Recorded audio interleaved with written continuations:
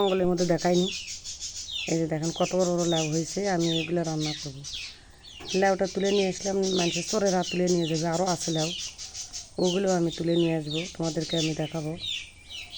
তারপর কয়েকটা ধনের গাছও তুলে নিয়েছিলাম। এই যে এগুলো ধনে আমি লাগাইছি, এগুলো ধনের বাড়াইছে কলি, সেই কলিগুলো আমি তুলে আনছি, এগুলোই খাবো।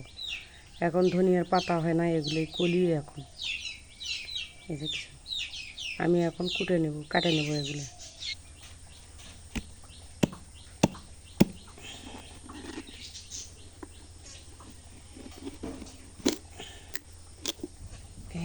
খুব সুন্দর পাকে গেছে। এভাবেই লাউ রান্না করলে মজা লাগে।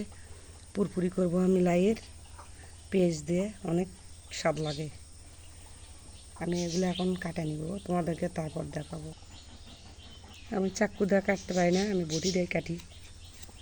এভাবে কাটতেছি।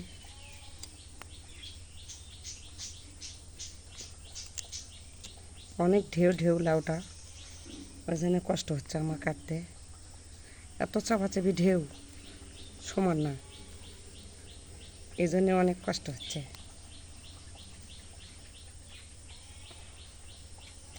এই যে দেখছেন অনেক ঢেউ, এত কাছাকাছি ঢেউ। আমরা এগুলো বিচি খাই না, আমরা বিচিগুলো মাঞ্জিটা ফেলে দিই। এই যে ফেলে দিচ্ছি। তারপর এই যে এভাবে কাটিচ্ছি।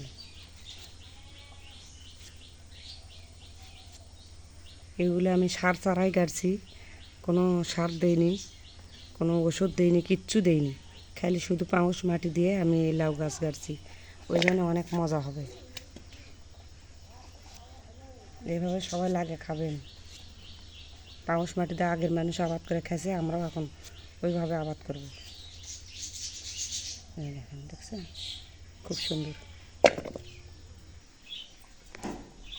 এই যে আমার লাউগুলো কাটা হয়ে গেছে, আমি এখন রান্না বসাবো। ধুয়ে নিয়ে সুন্দর করে পুরপুরি করব।